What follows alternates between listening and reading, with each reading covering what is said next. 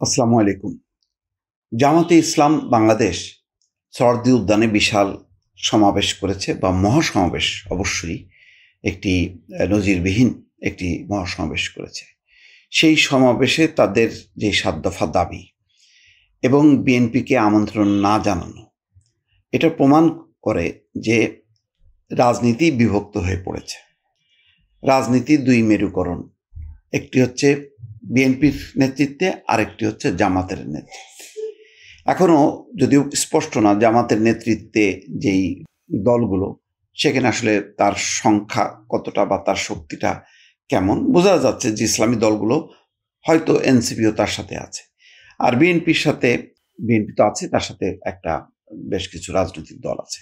তো মেরুকরণ স্পষ্ট, কিন্তু দাবি দাওয়াগুলো কিন্তু বেশ জটিল। সেই জটিল দাবি দাওয়াগুলো পূরণ করতে গেলে যে অন্তর্বর্তী সরকারের মেয়াদ কিন্তু আরও বাড়বে, এবং যতদিন অন্তর্বর্তী সরকার থাকবে তার প্রলম্বিত হবে, সংকট কিন্তু বাড়তে থাকবে। রাজনৈতিক পরিস্থিতি দিনকে দিন ঘোলাটে হচ্ছে, আইন শৃঙ্খলা পরিস্থিতির অবনতি ঘটছে, এ ব্যাপারে বলার অপেক্ষা রাখে না। এবং আইন শৃঙ্খলা পরিস্থিতি অবনতির কারণ হিসেবে বলা হচ্ছে যে রাজনৈতিক দলগুলো তার ক্যাডারদেরকে নিয়ন্ত্রণ করতে পারছে না। কিন্তু যারা অপরাধ করছে তারা তো অপরাধী, তাদেরকে নিয়ন্ত্রণ করার জন্য দরকার শক্ত একটা প্রশাসনিক পুলিশ এবং রাজনৈতিক কর্তৃপক্ষ। সেইটা নিশ্চিত হয় যখন কোনো শক্তি ক্ষমতায় আসে। ক্ষমতায় এসে আপনি সুশাসনও দিতে পারেন, দুঃশাসনও দিতে পারেন। কিন্তু এখন যেহেতু কেউ ক্ষমতায় নেই, যারা ক্ষমতায় আছে তারা শুধু ক্ষমতাই আছে, তার প্রশাসন, তার পুলিশ কোনো কিছুই তার ওই অর্থে নিয়ন্ত্রণে নেই। ফলে একটা জটিল অবস্থা। সময় যাচ্ছে, দাবি দেওয়া বাড়ছে। জামাত ৭ দফা দাবির মধ্যে যেটা মূল কথা হচ্ছে যে নির্বাচনের আগে এই ৭টা দাবি পূরণ করতে হবে। তার মধ্যে ওই যে লেভেল প্লেইং ফিল্ড আছে, স্থানীয় সরকার আছে, পিআর পদ্ধতিতে নির্বাচন। এখন আগে সংকটটা ছিল যে সুষ্ঠু ভোট না হওয়া। শেখ হাসিনার কাছে মানুষের দাবি ছিল, রাজনৈতিক দলগুলোর দাবি ছিল ভোটটা যাতে নিরপেক্ষ হয়, অর্থাৎ ভোটটা যাতে ঠিক মতন কাউন্ট করা হয়। এটাই ছিল মূল সমস্যা।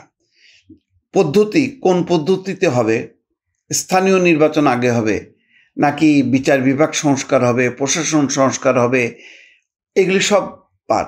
মূল এটা ছিল যে নির্বাচনটা যাতে সুষ্ঠু হয়, ভোটটা যাতে কাউন্ট করা হয়। তো ওই জায়গাটাই অন্তর্বর্তী সরকার, ইন্টারিম গভর্নমেন্টের শুধু থাকে, যে প্রশাসন থাকে সেটাই হচ্ছে তার ভরসা। তার তো ডালপালা নেই যে সে একেবারে কুড়িগ্রামের একটা প্রত্যন্ত এলাকায় কি ঘটছে সেটা তার রাজনৈতিক প্রশাসনিক ভাবে সে নিয়ন্ত্রণ করবে। প্রশাসন যেহেতু দুর্বল, এটা কাজ করছে না, আবার তার রাজনৈতিক নিয়ন্ত্রণ নেই, কারণ তার রাজনৈতিক দল নেই। সুতরাং ওই অর্থে সরকার অত্যন্ত দুর্বল, এবং তার বহিঃপ্রকাশ আমরা দেখছি বিভিন্ন জায়গায় ঘটছে। সর্বোচ্চ শক্তি নিয়োগ করতে হচ্ছে রাষ্ট্রের, এখন সেনাবাহিনীকে নামাতে হচ্ছে, সেটা গোপালগঞ্জে হোক, চকরিয়া হোক, যে কোনো জায়গায়। এই যে আমরা ব্যবহার করছি, ব্যবহার করতে করতে এটা কিন্তু একদম শক্তিটা আমরা নিঃশেষ করে ফেলছি, এবং জনগণ কিন্তু আর ভরসা করতে পারছে না। ফলে এই সমাবেশ, আবার এনসিপির সমাবেশ হবে, এই দাবি দাওয়া পূরণ করতে করতে আরও পরিস্থিতি জটিল হবে। সুতরাং নতুন নির্বাচনের দিকে আগের যে প্রধান যে দাবি, সেই দাবিটা হচ্ছে একটা সুষ্ঠু ভোট, যাতে ভোটটা গণনা করা যায়। এমন একটা ভোটটাকে যদি বাস্তবায়িত করা না হয়, তাহলে রাজনৈতিক দল পরিস্থিতি আরও জটিল হবে, এবং এই না জামাতকে সামলানো যাবে, না বিএনপিকে সামলানো যাবে। এখন পরিস্থিতি তাই, পিআর পদ্ধতি জামাত চায়, বিএনপি চায় না। স্থানীয় সরকার নির্বাচন জামাত চায়, বিএনপি চায় না। তাহলে কি দাঁড়াচ্ছে? লেভেল প্লেইং ফিল্ড, এটা কিভাবে হবে? মানে কিভাবে বাস্তবায়িত হবে?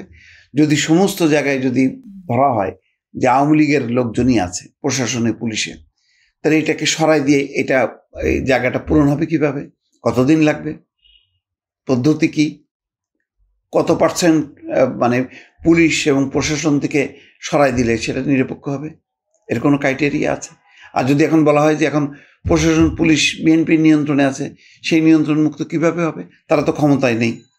তাহলে তাহলে কে জামাত, কে বিএনপি, এখন এইটা কাউন্ট কিভাবে হবে? ফলে পরিস্থিতি আমি মনে করি অত্যন্ত জটিল। তাহলে সমাধান কি? সমাধান একটাই, সেটা হচ্ছে অতি দ্রুত নির্বাচনটা দিয়ে দেওয়া। তারপরে যার যার দাবি আছে সেই দাবিগুলি তারা নির্বাচনী ম্যানিফেস্টোতে আনুক, এনে তারা জনগণের ওপিনিয়ন নিয়ে তারা তাদের ভোট সংগ্রহ করুক, ক্ষমতায় যাক।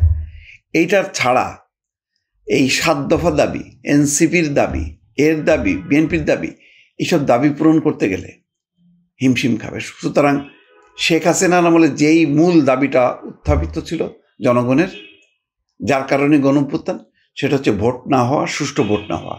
ওই সুষ্ঠু ভোটটা আগে দেওয়া উচিত। তারপরে রাজনৈতিক দলগুলো কে 31 দফা বাস্তবায়ন করবে, কে 7 দফা বাস্তবায়ন করবে, এটা তাদের উপরে ছেড়ে দেওয়া উচিত। দর্শক ভালো থাকবেন, আল্লাহ হাফেজ।